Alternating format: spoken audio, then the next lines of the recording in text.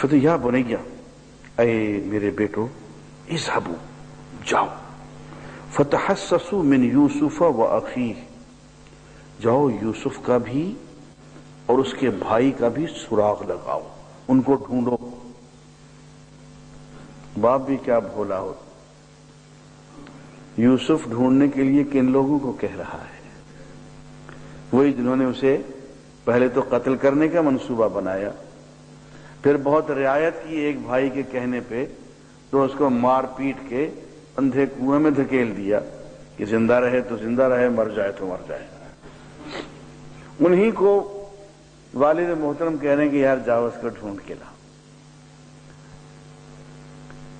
یعنی تلاش کے لیے بھی قاتلوں کو کہا جا رہا ہے کہ جاؤ میرے بیٹے کو تم تلاش کر کے لاؤ، اور جاؤ اس کے بھائی کو بھی تلاش کر کے لاؤ۔ وَلَا تَيْأَسُوا مِن رَوْحِ اللَّهِ، اور دیکھو کبھی اللہ کی رحمت سے مایوس نہ ہونا۔ تم سمجھتے ہو کہ یوسف کو گئے مرے کھپے اتنا عرصہ ہو گیا، اب یوسف کہاں ملتا ہے؟ نہیں نہیں، اللہ کی رحمت سے کبھی مایوس نہ ہونا۔ إِنَّهُ لَا يَيْأَسُ مِن رَوْحِ اللَّهِ إِلَّا الْقَوْمُ الْكَافِرُونَ، اللہ کی رحمت سے صرف کافر لوگ مایوس ہوا کرتے ہیں، ایمان والے کبھی مایوس نہیں ہوتے، امید برقرار رکھا کرو۔ فَلَمَّا دَخَلُوا عَلَيْهِ، جب حضرت یعقوب کے بیٹے حضرت یوسف کی خدمت میں پھر حاضر ہو گئے، قالوا، اب آئے دو مقصدوں کی خاطر، ایک بنیامین کی چھڑوانا ہے، واپس لینا، اور ایک یہ ہے کہ غلہ لینا ہے۔ پہلے تو غلہ لے جاتے رہے بغیر قیمت کے، مفت و مفت پیسے دیتے تھے، پیسے حضرت یوسف غلے کے اندر ڈال دیتے تھے، یہ پتہ تھا کہ غلہ تو آخر والد کے گھر میں جا رہا ہے۔ اب جب آئے تو ان کے پاس کچھ تھا نہیں، اب یہ اللہ کا انتظام ہے کہ مجھے نیچی کرنی تھی ان کی۔ اب آ کے کہتے ہیں کہ یا ایھا العزیز، اے عزیز مصر، اے بادشاہ، اور اس وقت سیدنا یوسف جو ہیں بادشاہ بن چکے ہوں گے، مسنا و اہلنا الضر، ہم اور ہمارے گھر والے مصیبت میں گرفتار ہو گئے ہیں، وجئنا ببضاعۃ مزجاہ، اور ہم پونجی تو لے کر آئے ہیں مگر بہت ناکافی اور بہت حقیر ہے، برائے نام ہے، نہ ہونے کے برابر ہے۔ فأوف لنا الکیل، میں غلہ ہمیں پورا پورا دے دے، وتصدق علینا، اور ہم پہ صدقہ کر دے، ہم پہ بھیک ڈال دے، خیرات دے دے۔ ان اللہ یجزی المتصدقین، اللہ تعالی صدقہ دینے والوں کو، خیرات کرنے والوں کو اپنی طرف سے جزا دیتا ہے۔ تو آج ہمیں بھیک دے دے، خیرات دے دے، ہم بہت بے بس ہو گئے ہیں، ہمیں اور ہمارے گھر والوں کو قحط نے، غربت اور افلاس نے آن گھیرا ہے، ہم آ تو گئے ہیں لیکن پونجی ہمارے پلے میں کچھ نہیں ہے۔ قال، اور یہ میں نے کل عرض کیا تھا عزیزان گرامی، آج پھر عرض کر دیتا ہوں کہ یہ اپنی جگہ پہ ایک خوبصورت دعا ہے کہ ہم کبھی اللہ کی حضور بالکل اسی شکل میں، اسی روپ میں پیش ہوں جیسے برادران یوسف، جفاکار لوگ حضرت یوسف کے سامنے پیش ہوئے،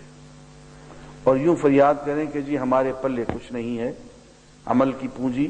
نہ ہونے کے برابر ہے، بس آپ خیرات کر دیجئے، آپ بھیک ڈال دیجئے، آپ صدقہ دے دیجئے۔ میں نے عرض کیا تھا کل کہ مولانا ابو بکر غزنوی بہت رو رو کے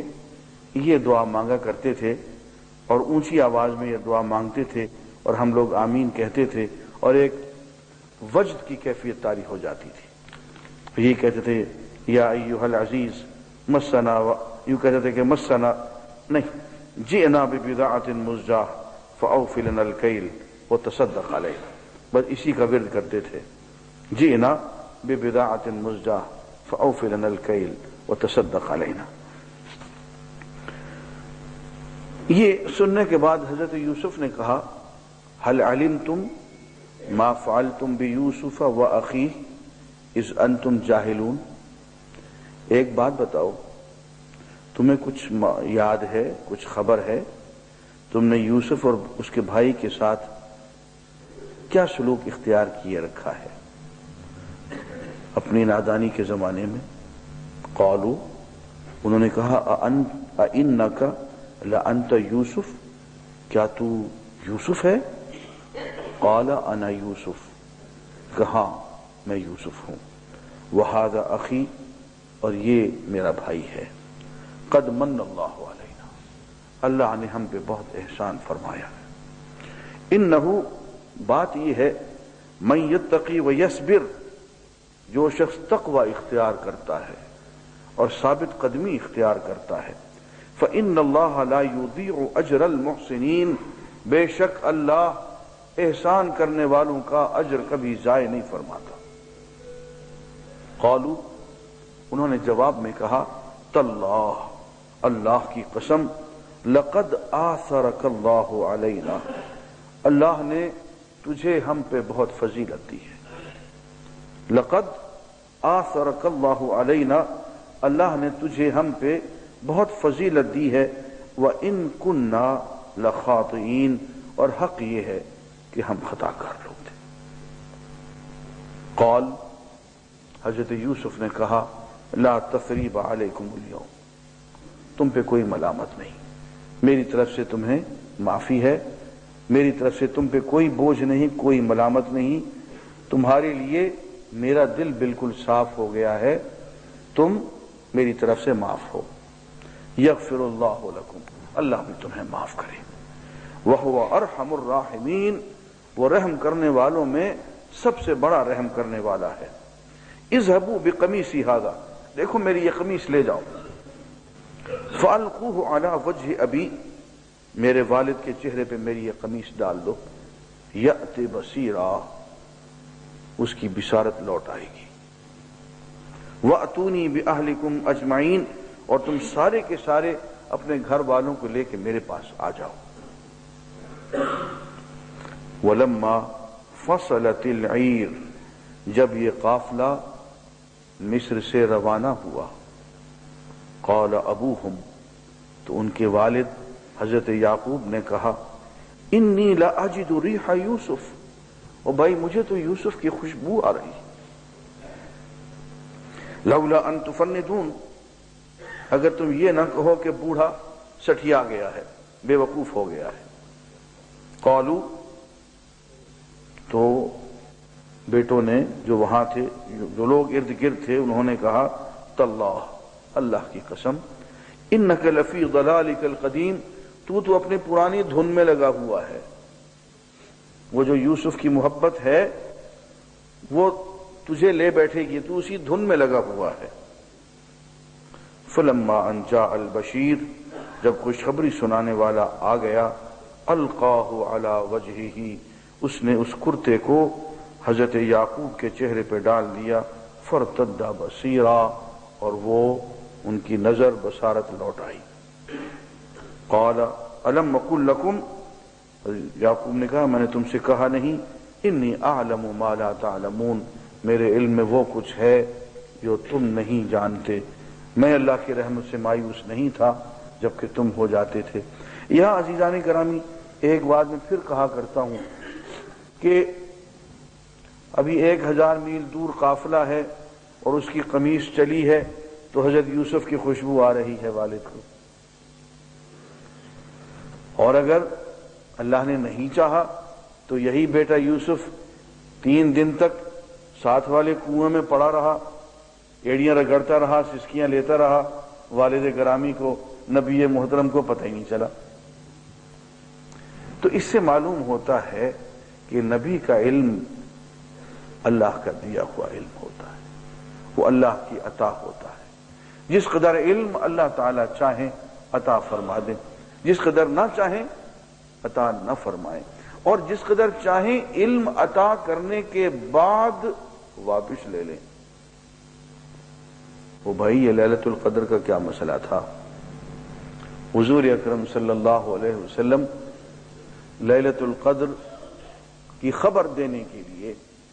صحابہ میں تشریف لائے۔ اللہ تعالیٰ کی طرف سے اطلاع ہو گئی کہ فلاں رات لیلۃ القدر ہے۔ اب خوشی خوشی لیلۃ القدر بتانے کے لیے صحابہ میں تشریف لائے۔ اب آگے آئے تو دیکھا کہ دو صحابہ جو ہیں وہ کسی مسئلے پہ آپس میں بحث کر رہے ہیں، جھگڑا کر رہے ہیں۔ فرماتے ہیں کہ اس بحث کی وجہ سے، اس اختلاف رائے کی وجہ سے یا اس جھگڑے کی وجہ سے اللہ نے مجھ سے لیلۃ القدر کا علم واپس لے لیا، بلوا دی گئی۔ اور آپ نے فرمایا کہ میں لیلۃ القدر کی اطلاع کرنے تمہیں آیا تھا، مگر ان دو بھائیوں کے آپس کے اختلاف اور بحث کی وجہ سے وہ علم واپس لے لیا گیا۔ اب لیلۃ القدر کو تم خود ہی تلاش کر لو، رمضان شریف کے آخری عشرے میں، تاخراتوں میں، 21 میں، 23 میں، 25 میں، 27 میں، 29 میں، اب تلاش کرو، اب اعتکاف بیٹھو۔ تو علم اللہ تعالیٰ جتنا چاہیں دے دیں، جتنا چاہیں نہ دیں، اور جتنا چاہیں علم دینے کے بعد واپس لے لیں، اور اس سے کوئی پوچھنے والا ہے، کوئی اس کے ہاتھ روکنے والا ہے؟ وہ تو مالک الملک ہے، جتنا چاہے دے دے، جتنا چاہے نہ دے۔ یہاں ایک اور بات بھی ہے عزیزان گرامی، یہ سارے کا سارا قصہ حضرت یوسف کا اس لیے نہیں سنایا جا رہا کہ اللہ تعالیٰ کو قصے سنانے کی عادت ہے یا اس کو قصے سنانے کا شوق ہے۔ بات یہ ہے کہ قرآن مجید میں جہاں کہیں بھی کوئی قصہ سنایا گیا ہے وہ عبرت کے لیے ہے۔ یہ قصہ قریش کو سنایا جا رہا تھا کہ دیکھو جس طرح سے یوسف کے بھائیوں نے یوسف کے ساتھ سلوک کیا، اس کو مارا، پیٹا، اپنے شہر سے نکالا، وہی کچھ تم کر رہے ہو، اور جو انجام برادران یوسف کا ہوا کہ منہ لٹکائے ہوئے معافی مانگ رہے تھے، وہی انجام تمہارا ہوگا۔ اور جس طرح سے کہ یوسف نے علیہ السلام اپنے بھائیوں سے کہا لا تثریب علیکم اليوم، جب مکہ فتح ہوا تو حضور اکرم صلی اللہ علیہ وسلم کے سامنے سب کے سب لوگ منہ لٹکائے ہوئے کھڑے ہوئے تھے۔ تو آپ نے پوچھا کہ تمہارے ساتھ جانتے ہو کہ کیا سلوک ہوگا؟ کہنے لگے اخن کریم وابن اخ کریم، آپ عزت والے بھائی ہیں اور عزت والے بھائی کے بیٹے ہیں، اور اس سے آگے کہنے کی ہمت نہیں تھی۔ آپ میں الیوم اقول کما قال اخی یوسف، آج میں وہ بات کہتا ہوں جو میرے بھائی یوسف نے کہی تھی، لا تثریب علیکم اليوم، جاؤ تم پہ کوئی ملامت نہیں ہے، جاؤ تم سب کو معاف کرتا ہوں، اذهبوا وانتم الطلقاء، تم جاؤ، تم سب کے سب بری ہو، تم سب کے سب آزاد ہو۔ تو یہ وہی قصہ ہے، نام بدل گئے لیکن کہانی وہی کی وہی ہے۔ آپ برادران یوسف کا نام لے لیں یا قریش مکہ کا نام لے لیں، آپ حضرت یوسف کا نام لے لیں یا محمد رسول اللہ کا نام لے لیں، کہانی وہی کی وہی۔